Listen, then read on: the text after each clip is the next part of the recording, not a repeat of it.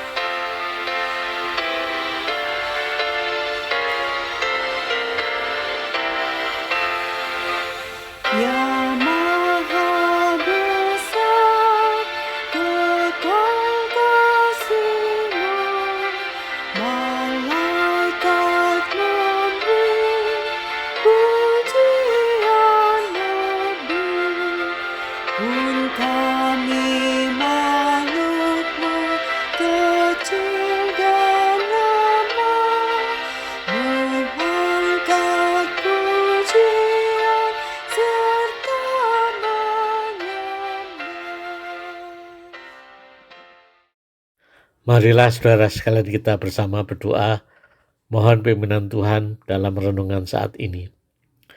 Ya Tuhan, Bapa kami dalam surga, kami sungguh bersyukur kepadamu atas segala kasih dan pemeliharaan Tuhan dalam kehidupan kami semuanya. Kalau kami dalam kondisi seperti sekarang ini, itu semua adalah berkat dan anugerah Tuhan. Kami mau mensyukurinya. Kami sungguh senang atas segala berkat Tuhan yang terus mengalir dalam kehidupan kami setiap hari. Kami hendak bersama membaca dan merenungkan firman Tuhan, juga dilanjutkan doa syafaat. Siapkanlah dan layakkanlah kami semuanya. Dalam nama Tuhan Yesus, kami telah berdoa. Amin. Saudara sekalian yang menjadi nas renungan kita, saya ambilkan dari Yohanes pasal 4, ayat 24. Allah itu roh, dan barang siapa menyembah dia, harus menyembahnya dalam roh dan kebenaran. Saudara sekalian yang kami kasih dalam Kristus, ada orang yang kalau mau kebaktian, berpikir-pikir terlebih dahulu, memilih-milih apanya, memilih gereja yang mana yang hendak dia akan kebaktian.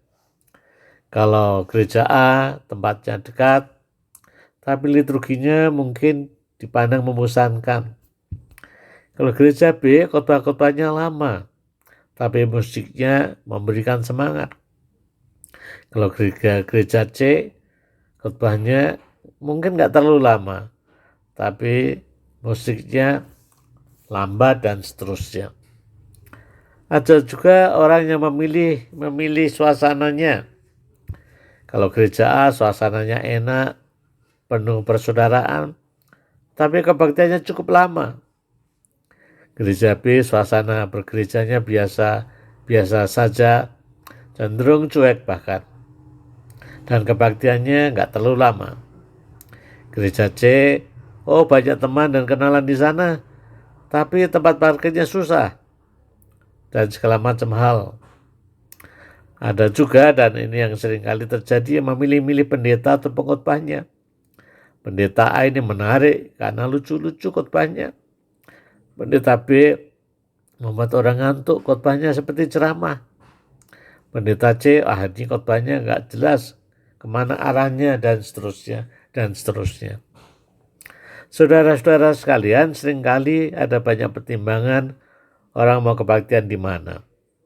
Apalagi dalam suasana pandemi virus corona ini, orang lebih leluasa lagi dengan banyak pilihan, yaitu tinggal mencarinya di YouTube. Ada banyak pengkhotbah, banyak gereja, banyak pemusik di sana. Tinggal kita cari saja yang mana. Kita cari saja yang menyenangkan kita. Saudara sekalian, dalam kita berbakti kepada Tuhan, apakah yang menjadi pertimbangan utama kita?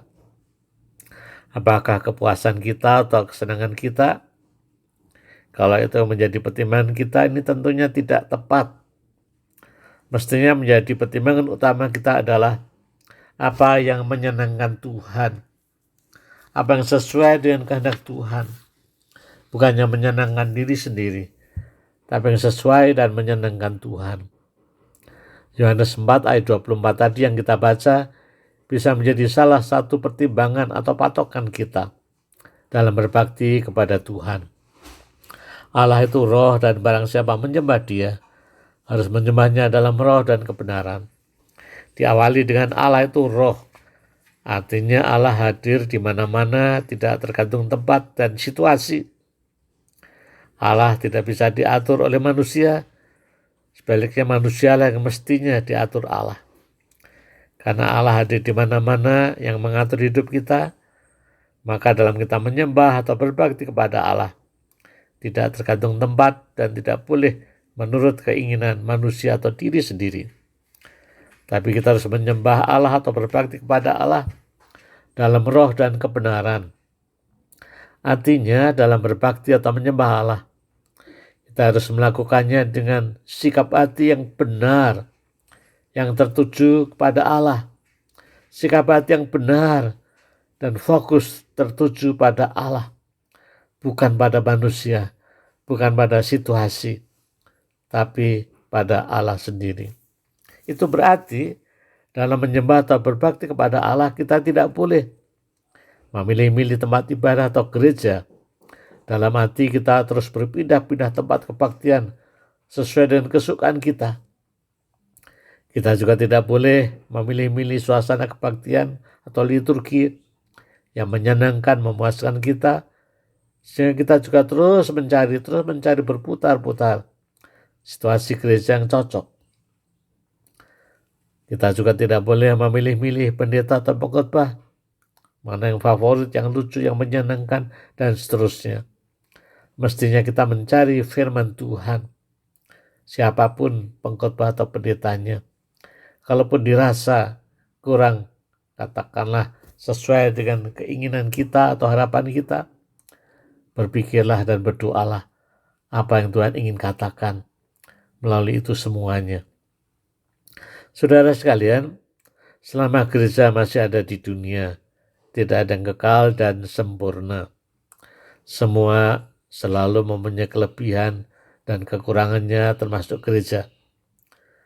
Apapun kelebihan dan kekurangan gereja di mana kita berbakti, yang utama adalah marilah kita berbakti untuk menyenangkan Tuhan, bukan menyenangkan diri sendiri. Kita berbakti untuk mencari kehendak Tuhan, mencari pimpinan Tuhan, bukan mencari kepuasan diri sendiri. Selamat menyembah Allah, tetap berbakti kepada Allah dalam roh dan kebenaran.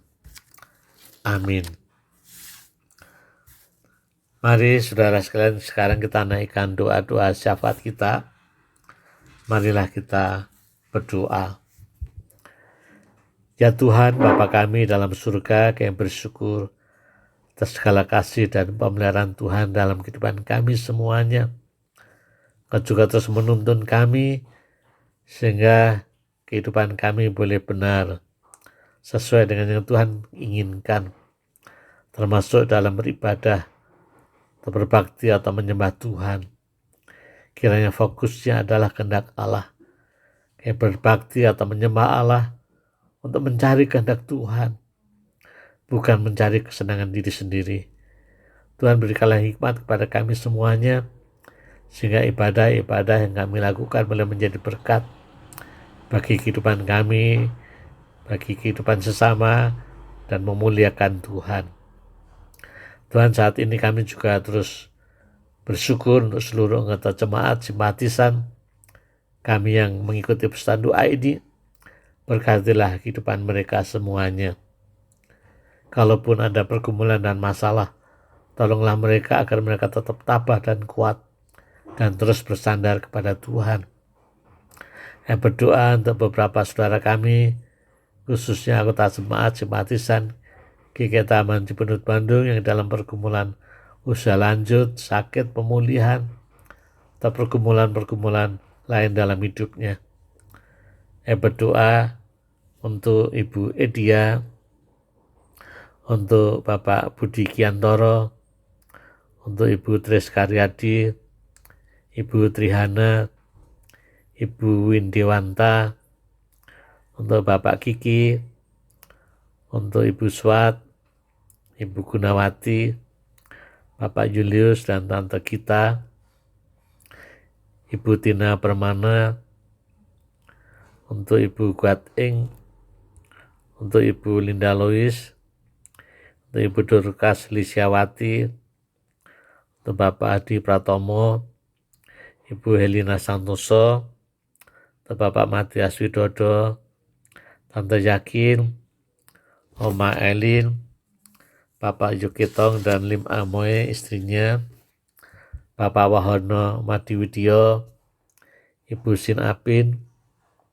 Ibu Hirawati Kosasih, Ibu Leli Handrian, Bapak Mulia Sitohang, Ibu Betty Suciati, Ibu Elis Rantina, Bapak Mulyana Wijaya, Oma Rosa, Bapak Semaya, dan saudara-saudara kami yang lain yang mungkin belum sempat kami sebutkan.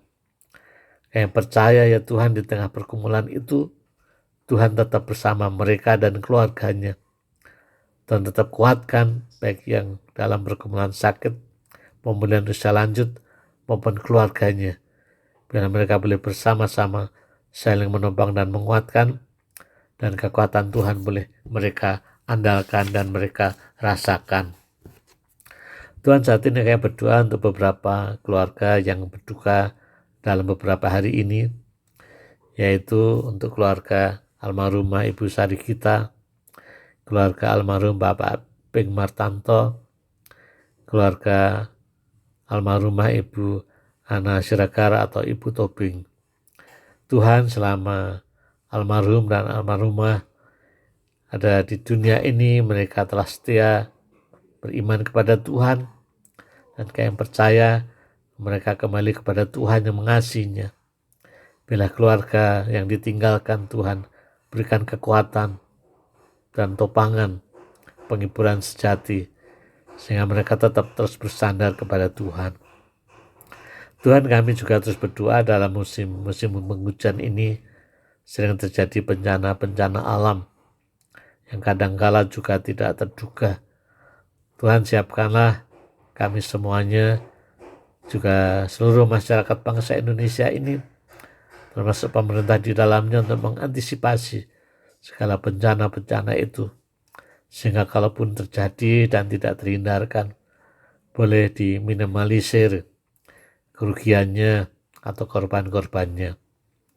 Saat ini kami juga terus berdoa untuk program pemerintah, yaitu untuk vaksinasi virus corona, vaksinasi 1 dan 2 yang masih belum tuntas semuanya. Biar Tuhan berikan kelancaran terutama di daerah-daerah juga sudah dimulai vaksinasi ketiga booster. Biarlah juga dilakukan dengan adil dan dengan merata. Terima kasih ya Tuhan, yang percaya Kau mendengarkan kami semuanya. Dan biarlah doa ini boleh Tuhan berkenan. Terima kasih. Kami berdoa dalam nama Tuhan kami, Yesus Kristus. Bapa, terima kasih. Bapa, terima kasih.